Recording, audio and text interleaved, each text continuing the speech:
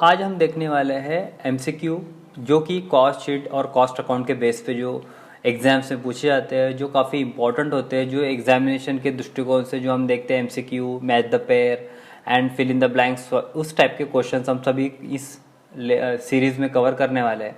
और भी एमसीक्यूज आपको मिलेंगे, इसलिए बने रहिए चैनल में। और अगर आप चैनल पे न्यू हो तो सब्सक्राइब करें, बेल आइकॉन पे क्लिक करें ताकि न्यू नोटिफिकेशंस आपको मिलती रहे। और अगर आपको और एक्सक्लूसिव प्रीमियम वीडियोस चाहिए तो उसके लिए आपको मेंबरशिप हमारी ज्वाइन करनी पड़ेगी, जिस पे आपको और भी इसी टॉपिक के डिटेल में वीडियोस आपको मिलेंगे। तो दोस्तों चलो शुरू करते हैं एमसीक्यूज जो है कॉस्ट शीट के बेस पे, कॉस्ट अकाउंट के बेस पे, तो जिसमें हमें कुछ बेसिक चीज़ें कवर करनी है और साथ ही साथ कुछ एडवांस चीज़ें भी। तो देखते हैं इसके लिए आपकी कुछ कितनी प्रिपरेशन हुई है, आपने कॉस्ट शीट पढ़ी है, नहीं पढ़ी है। अगर आपने कॉस्ट शीट नहीं पढ़ी है तो पहले एक बार पढ़ लो, क्योंकि एमसीक्यूज उसी के बेस पे आपको समझ में आएंगे, अदरवाइज आपको समझ में नहीं आएंगे।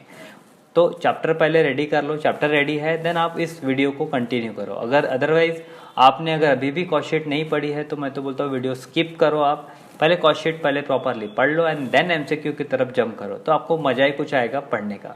चलो दोस्तों बढ़ते हैं आगे मजे से। सो पहला क्वेश्चन आपको दिया है, labour cost is second element of. Labour cost यानी डायरेक्ट वेजेस जिसको हम लोग बोलते हैं, प्राइम कॉस्ट के हेड में आता है जनरली। तो ये जनरली क्या है, labour cost is second element of. Profit है, सेल है या टास्क है, ऐसे कोई ऑप्शन ही नहीं होता। इसका ऑप्शन क्या है, कॉस्ट।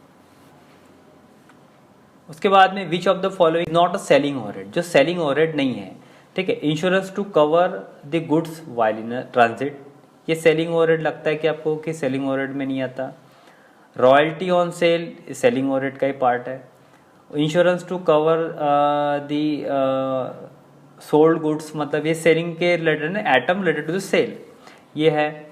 लीगल कॉस्ट और debt realisation, legal cost on debt realisation मतलब डेप रियलाइजेशन के लिए जो लीगल चार्जेस लगे हुए हैं उनको, ये खर्चा सेलिंग से रिलेटेड नहीं है, ठीक है। ये ऑफिस से रिलेटेड है, मतलब ऑफिस ओवरहेड के हेड में जाना चाहिए। तो ये क्या बोल रहा है, is not a selling overhead, तो सेलिंग ओवरहेड का खर्चा ये वाला लग नहीं रहा है। Distribution charges, distribution of sample, ये डिस्ट्रीब्यूशन का भी खर्चा कहीं ना कहीं सेलिंग से रिलेटेड होता है, इसलिए ये जो खर्चा है ये is not related to the selling overhead. Question को प्रॉपरली पढ़ना है और समझना है।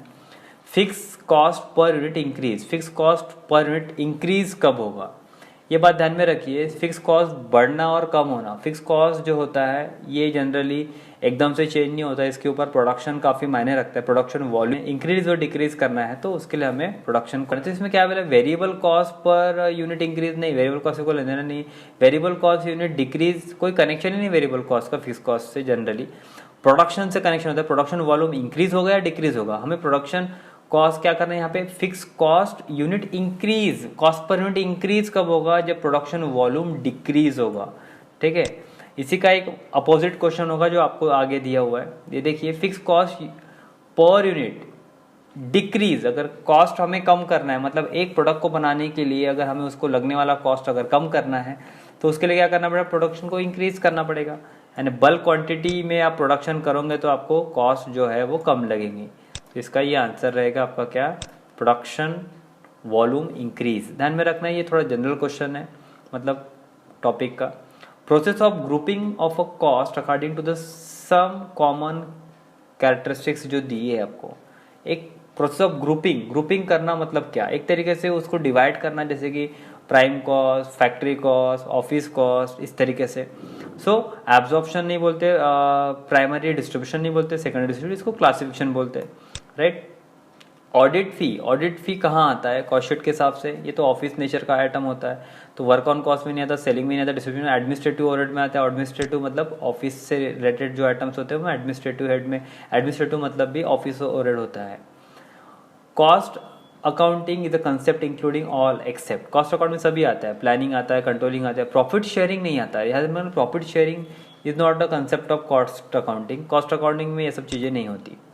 Wages paid to the labor who was engaged in a production activity can be termed as wages paid होता है। तो ये कौन सा है, डायरेक्ट कॉस्ट है, इनडायरेक्ट है, सब कॉस्ट है या इम्प्यूटेड कॉस्ट है, ये है डायरेक्ट कॉस्ट, क्योंकि वेजेस ये डायरेक्ट प्रोडक्शन से रिलेटेड होता है, प्राइम कॉस्ट के हेड के लिए काम आता है। विच of the following is not consideration for the preparation of cost sheet, cost sheet बनाते समय क्या नहीं लेते, फैक्ट्री कॉस्ट आता है, गुडविल रिटर्न ऑफ नहीं आता, लेबर कॉस्ट आता है, सेलिंग कॉस्ट आता है, मतलब क्या नहीं आएगा, गुडविल रिटर्न ऑफ नहीं आता। कुछ आइटम नहीं आते, आपको पता होना चाहिए कॉस्ट शीट में जो लेते हैं अपने नोट्स के, एनआईटी के नोट्स के नीचे आपको दिए हुए है कि जो लास्ट इंपॉर्टेंट पॉइंट्स है उसमें काफ़ी अच्छे से बताया गया है कि कौन से आइटम नहीं आते, उसको एक बार प्रॉपरली रीड करना बहुत ज़रूरी है, ठीक है। Then prime cost include, prime cost क्या होता है, डायरेक्ट मटेरियल, लेबर और डायरेक्ट एक्सपेंसेस। तो डायरेक्ट मटेरियल, डायरेक्ट वेजेस और इनडायरेक्ट नहीं आता है इसमें, सब डायरेक्ट क्या आता है, तो इसमें कहीं ना कहीं इनडायरेक्ट लिखा है तो कोई काम का नहीं।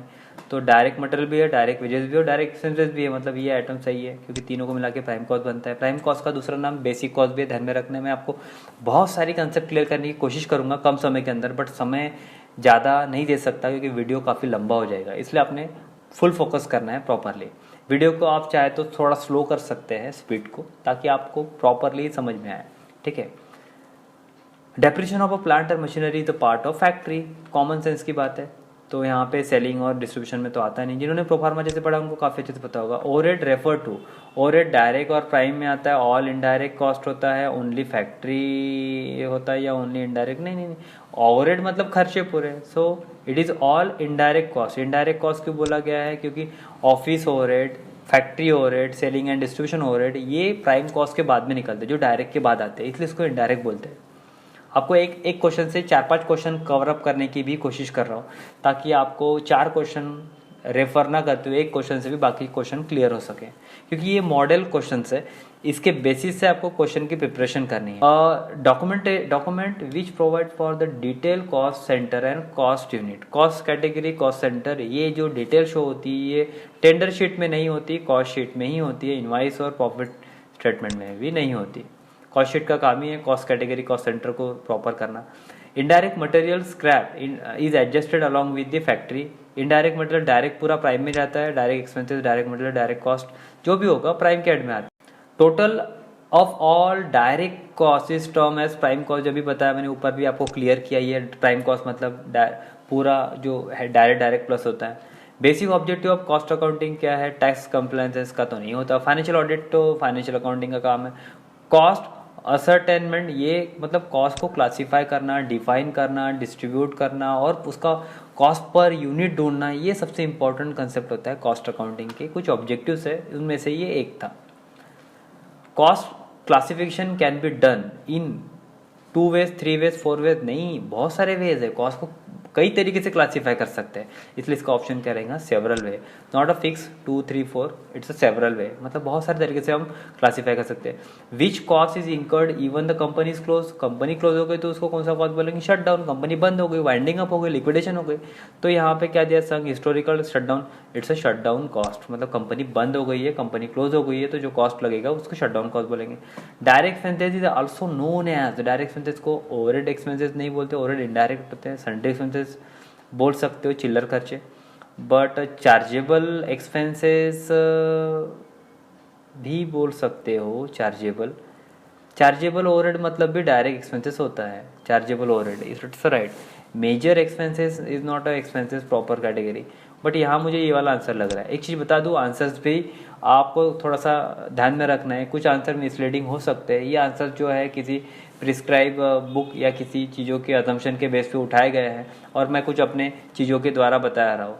अगर कुछ ऑप्शन में आपको डाउट लगता है, कुछ क्वेश्चन के आंसर में आपको डाउट लगता है, तो आप कमेंट बॉक्स में जरूर कमेंट करें उस क्वेश्चन के ऑप्शन के बारे में। Warehouse rent is a part of, selling and distribution के पार्ट का होता है, तो यह प्रोडक्शन का नहीं डिस्ट्रीब्यूशन का होता है जनरली, ठीक है। A total of all the direct cost is known as, total direct cost को प्राइम कॉस्ट बोलते हैं, ये अभी क्वेश्चन इस घुमा के ऊपर आया था। Toy manufacturing company use what type of costing, toy manufacturing company ये बैच कॉस्टिंग में जाती है, मल्टीपल और प्रोसेस और यूनिट में नहीं आती है, बैच कॉस्टिंग के कैटेगरी में आती है, जिसमें मतलब समय के हिसाब से जो टॉयज़ का कंसेप्ट है, क्योंकि हर एक टॉयज़ अलग अलग होती है, उसके हिसाब से बैच वाइज प्रोडक्शन होता है। Cost unit of a sugar industry can be, unit cost, sugar common sense की बात है, ये तो कोई भी विदाउट कॉस्ट अकाउंटेंसी वाला भी बता देगा कि शक्कर को लीटर में तो काउंट करते नहीं है, शक्कर को एकड़ में काउंट करते नहीं है, शक्कर को मीटर में काउंट नहीं करते, वो काय में काउंट होता है, टर्न्स में, ठीक है। Ascertainment of the cost after they have been incurred is known as, marginal costing भी बोल सकते हो, हिस्टोरिकल नहीं बोलते, संक नहीं बोलते, और नोशनल तो बोलते ही नहीं है, मार्जिनल कॉस्टिंग बोल सकते हो एक तरीके से। कॉस्ट अकाउंटिंग डिस्क्लोज, क्या डिस्क्लोज करता है? Financial position of company? नहीं, क्योंकि फाइनेंशियल पोजीशन तो फाइनेंशियल अकाउंटेंसी बैठे हुए हैं। Profit and loss of product और जॉब और सर्विस, प्रॉफिट लॉस बोल सकते हैं क्योंकि कॉस्ट शीट में प्रॉफिट आता है। Effect and impact of the business, नहीं, इसका इफेक्ट और इम्पैक्ट एंड मैनेजमेंट अकाउंटेंसी थोड़ी है, नन ऑफ दिस।